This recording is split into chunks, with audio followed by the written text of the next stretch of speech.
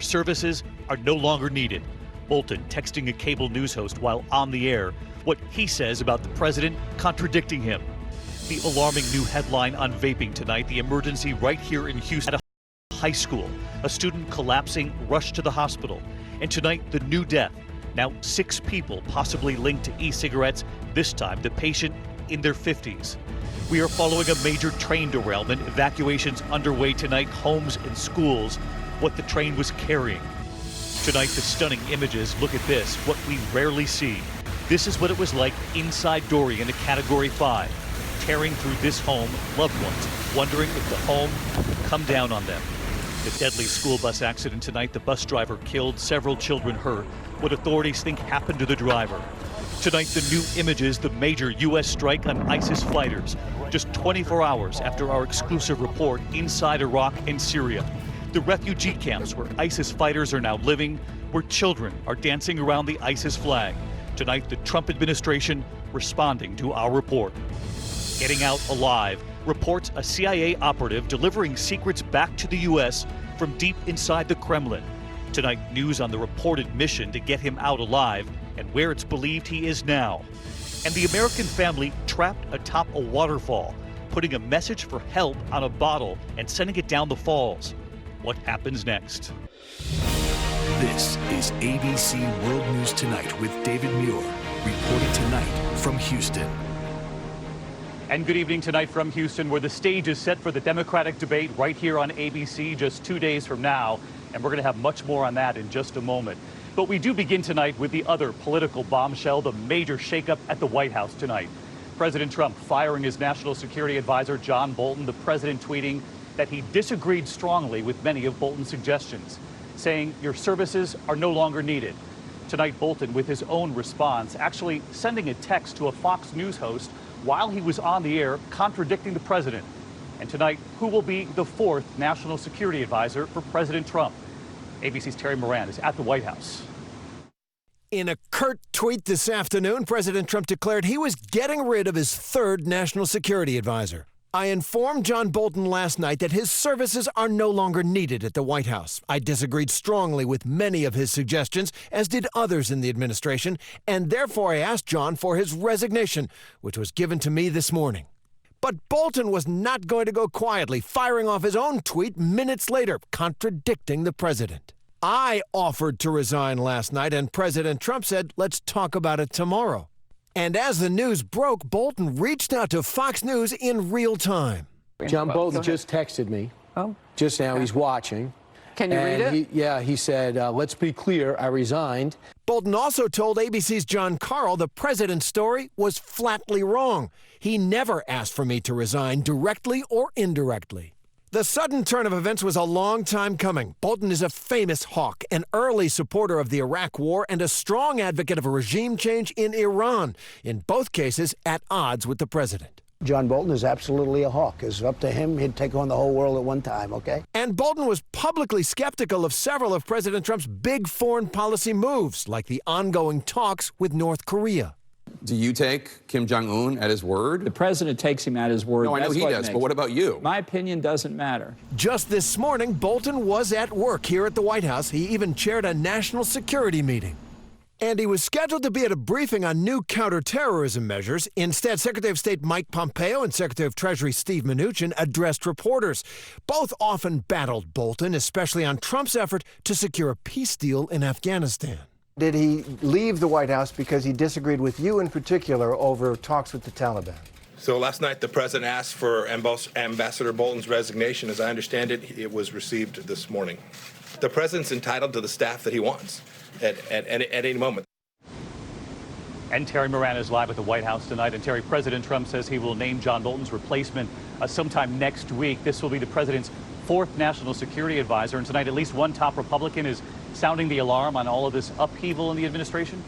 That's right, David. It's Ron Johnson of Wisconsin, chairman of the Homeland Security Committee, and he's saying something that we're beginning to hear from more and more Republicans. He says, quote, I don't care whether it's business or foreign policy. I do think you like to see stability. He said, my advice, my counsel to the administration on a lot of issues, I hope you understand instability is unhelpful. David? Terry Moran leading us off tonight from the White House. Terry, thank you. We're going to turn now to the alarming news on vaping tonight. Right here in the Houston area, a high school student collapsing after vaping and was rushed to the hospital. And now a sixth person has died linked to e-cigarettes. That patient in their 50s. Here's ABC's Adrienne Bankert now. Tonight, new alarm about the risk of vaping after an emergency at this Houston area high school. Officials say a student was suddenly sickened after vaping. A girl had handed it to him. He hit it, he passed out, and he would not wake up. So the ambulance had to come and had to come get him out in a stretcher. It's just the latest in a growing number of cases around the country. Doctors are reporting serious lung illnesses. More than 450 patients and counting. And tonight, a sixth death linked to vaping. That person in Kansas, over 50 years old with underlying health problems whose symptoms worsened rapidly. Most of the cases are linked to vaping THC products, but doctors are scrambling for answers. We don't know, but something clearly has changed in the last month to 6 weeks in the products that are being vaped, and that's what the CDC is working to find out. 18-year-old Seema Herman vaped nicotine, then THC over 2 years, getting sicker and sicker, ending up on life support on a ventilator. It was terrifying. It's just getting weaker and weaker by the minute. Doctors put Seema in a medically induced coma. When she woke up, she asked to write this message on Instagram, now seen around the world. I'm just trying to share my story and save people's lives. And Adrienne, tonight the American Lung Association is also just out with a new warning. Yes, David, that's right. They're saying that e-cigarettes are not safe and can cause irreversible lung damage. They're saying young people are particularly at risk because their lungs are still developing. The Surgeon General is calling this a youth e-cigarette epidemic, David. Adrienne Bankert reporting in tonight. Thank you. We are also following emergency evacuations underway tonight after a major train derailment near St. Louis. Here are the pictures. At least 18 cars off the tracks carrying flammable liquid catching fire. Thick black smoke rising into the sky. Nearby neighborhoods and schools have been evacuated and a special hazmat team has rushed to the scene. Here's ABC's Alex Perez. The sky-high flames and billowing black smoke could be seen for miles. All members respond for a train derailment with fire. A Union Pacific freight train in southern Illinois just outside of St. Louis derailing at about 12:45 this afternoon. 18 cars jumping the tracks, crews racing to the scene, battling the flames, coping with 90-degree temperatures and strong fumes. I'm trying to get somebody on that scene just to try to make sure our trucks don't drive right in the middle of a cloud. Some of those train cars carrying a chemical solvent, authorities hosing down cars, and smaller fires ignited by the flammable liquid. Authorities evacuating 1,500 people from 3 communities and several schools. Teams eventually extinguishing the blaze. Someone's going to have to clean this up. David, authorities say the train was still in the freight yard preparing for a departure when it derailed. What triggered the incident? Now under investigation, but luckily authorities say no one was injured. David? Alex Perez tonight, thank you. We're going to turn to the Bahamas this evening. The official death toll has now climbed to 50. And this evening, what we have not seen before, what it was like for a family for loved ones trapped inside this home when the Category 5 hurricane hit. Tonight, what it looks like from inside a home when this happens. Here's ABC's Marcus Moore from Nassau. Tonight, new video shows one group's harrowing brush with Hurricane Dorian. John Slack and his wife Tishka watching the storm move in at a friend's house on Treasure Key because he thought their house would be too dangerous. 9 people, including a 4-year-old boy. Helpless as the storm surge pounds the home, breaking a window. That Category 5 wind blowing right through the living room.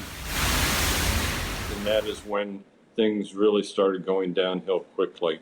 It was horrible. We didn't know how high the water was going to get. When the eye passed over, they tried to escape in this car, but it got stuck in the mud. For the first hour and a half with those winds, I don't think either one of us thought we were going to make it.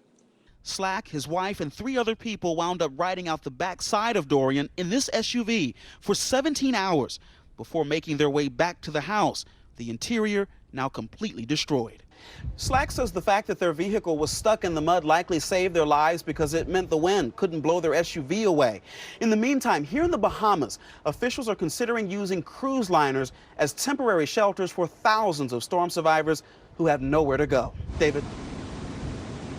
Marcus Moore reporting in again tonight for us. Marcus, thank you. There is news tonight, remarkable images coming in just 24 hours after our exclusive report inside Iraq and Syria last night here in the hunt for ISIS fighters. We were with U.S. forces. And now tonight, this new video of a massive U.S.-led coalition airstrike just hours ago.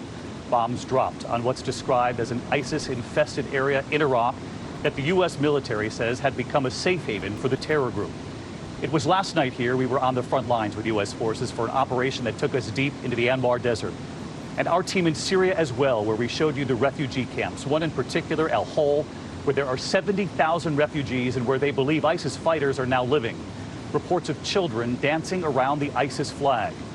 I want to bring in ABC's Kira Phillips tonight because, Kira, we know you asked Secretary of State Mike Pompeo about those camps with ISIS fighters now. U.S. military leaders told me on the ground that they are a breeding ground, these camps. And here's what Secretary Pompeo said today. Are you concerned about these refugee camps becoming a breeding ground, a training ground for terrorists, for ISIS fighters? So there's a long history of just exactly what you're describing, camps in Iraq, camps other places where prisoners were detained, and extremist elements breeding in those places. But we've been working diligently on this. We will not take our eye off the ball, ensuring that whether it's ISIS or other radical Islamic extremist groups continue to be under pressure from the United States of America. And that would, just to close it out, and that would include in these camps that you're referring to. And Kira, Secretary Pompeo also talking about the strikes, the operations that we witnessed while we were on the ground there. That's right, David. Secretary Pompeo telling me that U.S. and Iraqi forces have conducted enormous operations against ISIS, even after its territory was defeated, even as recently as the last couple of days, which you actually witnessed yourself. And Secretary Pompeo telling me, quote, "We are very focused on this." David?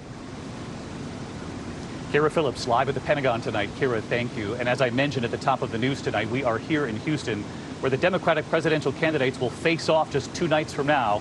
And look at this. Tonight, the stage is set at Texas Southern University, where all of the leading candidates will debate together for the first time, all on one night. I hope you'll join us, the entire ABC News political team. That's Thursday, 8 p.m. Eastern, right here on ABC.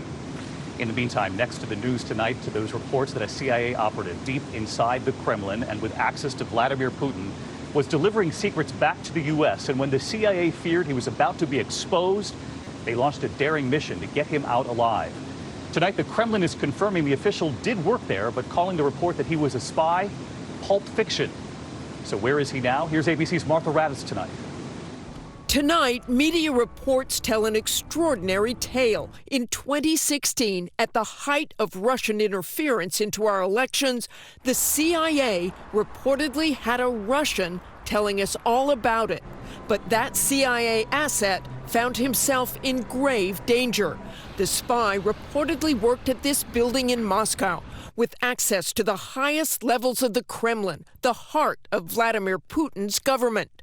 And when his identity looked like it was compromised, the CIA made the decision to extract the spy, his wife, and children. Reports say he may have been brought here to the U.S. The United States government are aware of who he is and where he is, and means we're a step ahead of the Russians. CNN first breaking the story, and Russian media reports today revealing what they say is the name of a former Russian official who worked in the Kremlin.